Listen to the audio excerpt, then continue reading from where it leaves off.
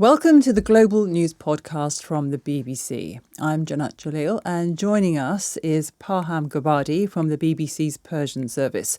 And the US and Iran have been trading airstrikes this week, raising fears of a return to all-out war.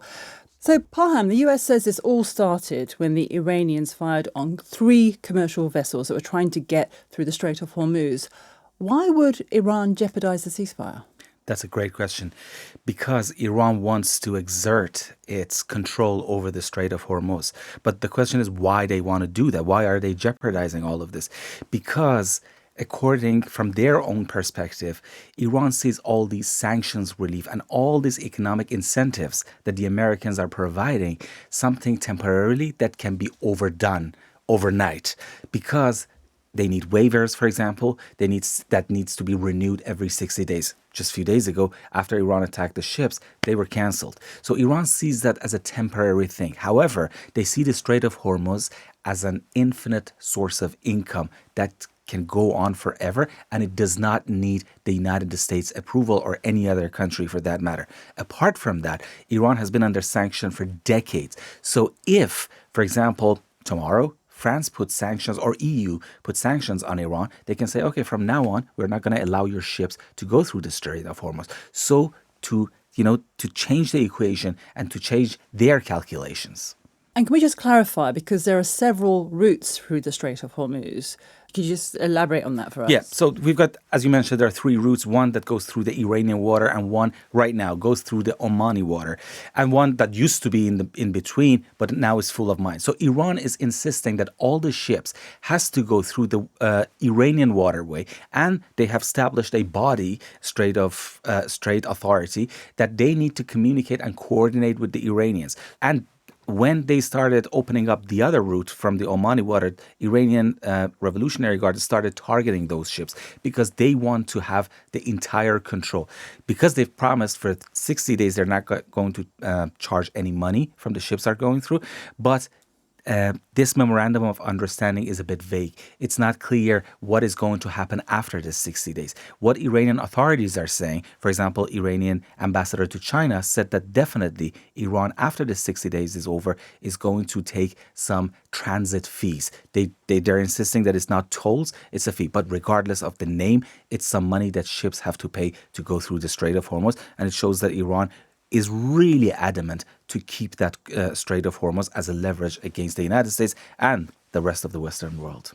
Does Iran risk overplaying its hand by trying to force ships to go through that route closest to its shore? That's a very important question, because many Iranian analysts are actually saying that. They're saying that Iran is overplaying its card. And it's not only the Iranian analysts who are saying that. Iranian chief negotiator Mohammad Bagher Ghalibaf has also mentioned that in an interview a few days ago, because he's also facing hardliners in the country who say, close the Strait of Hormuz, go to a war with the United States. He was telling them, listen, if we overplay our card, then in the long term, it's going to work against us, because if the ships stop going through the Strait of Hormuz, these countries are going to find other routes to transfer oil, and in the long run, that's not going to be in our favor. Vice versa, it's going to damage us and it's going to harm the country. So Iranian authorities understand that, but why they're still doing that? There might be a friction in Iranian authorities. There might be different factions who want different things. We don't know that yet, but we know that at least Iranian chief negotiator is aware of that, but they're acting differently. Because Iran's leaders are very keen to put on a show of unity, and we've seen them doing that with this week-long funeral for the late leader, Ayatollah Khamenei, during which images were broadcast calling for the death of President Trump. That's true. However, that's far from the reality. What happens is that in the days leading to the funeral, the rift between the Iranian different factions of Iran, the hardliners and less hardliners, like they are the moderates who want to negotiate at least. Between these two factions, the rift was widening really big. So they were constantly attacking one another. But at the same time, they are putting up this show, as you mentioned, and from a person who is on the stage calls for President Trump's assassination. And from yesterday's speech at NATO, what Donald Trump was saying, it appears that he has heard these threats and he's taking them seriously. So it's really unwise for the Iranians to to do something like that, because it is jeopardizing the future of 91 million people and the country as well. And you could hear that in the words he used. He called the Iranian leaders scum. It was very emotional, wasn't it, what he had to say? Just a few weeks after that, he called them really rational people that he can really negotiate with. So we've got that with President Trump as well. So I wouldn't be really surprised to say that he would be, honored to meet them tomorrow morning, because he has changed his position several times, many times in the past few weeks and months. But the Iranians have been actually persistent with their, whether it's right or wrong, that's a different story, but they've been persistent with what they want. They want the Strait of Hormuz to have the control over that. I think that maybe the nuclear program is up for negotiation, because now they've learned that Strait of Hormuz is a much better leverage for them than the nuclear program. But the rhetoric, what they say is that we want to have the right for nuclear enrichment. Well, are they willing to suspend that right for 20 years for some economic incentives? Those are the things that are going to be decided in the negotiations later on, if they take place. President Trump is now saying that the ceasefire is over. Is it? Well, it's really difficult to say it's over. It's not completely. So what we're seeing is not a war like that 40-day, 39 days war. It's not like they're bombing throughout the country. So, for example, Tehran, for that matter, has not been targeted. Karaj, which is a metropolitan city next to Tehran, is not targeted. The Strait of Hormuz is not completely closed yet, although I think very few ships, or if any, are still going through it. But the naval blockade is not back on again. So we're not back into the previous phase yet. It seems to me, it appears that it's a kind of limited military operations of the two countries, tit-for-tat operations against another. They want to have a restrained kind of confrontation to make their point.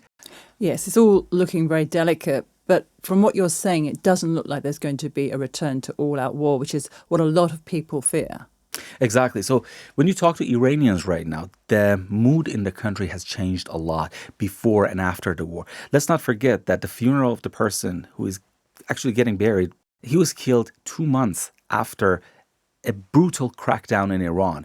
So the rift in the society is not only between hardliners and the moderates, but also between the opponents of the regime and the proponents of the regime. So this show that they've put up to send a signal and to send this message that all Iranians are united is really far from the reality. There are many Iranians who do not like this regime, who went on the street, who took to the streets, and they were killed with a bullet. The difference is that the people who attend the funeral, they're given food, transportation, place to stay.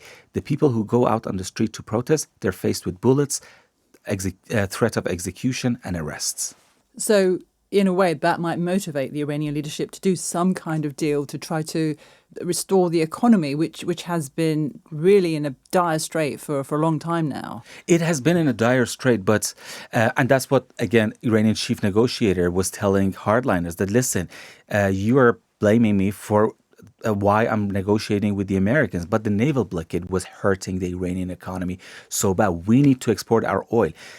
But regardless of that, the Iranian Revolutionary Guards, it's so ideological that they are willing to take risk. And their risk-taking appetite has developed and has grown tremendously. In the past, Iran used to threaten the United States of attacking its bases in the region. But now we see that they can do it easily. They're doing it like 2 days in a row right now. Today, sirens went off in Jordan. Jordan was not one of the countries that was attacked repeatedly. Yes, Bahrain was, UAE was, Kuwait was, but not Jordan. So we see that they're shooting missiles at so many different countries in the region.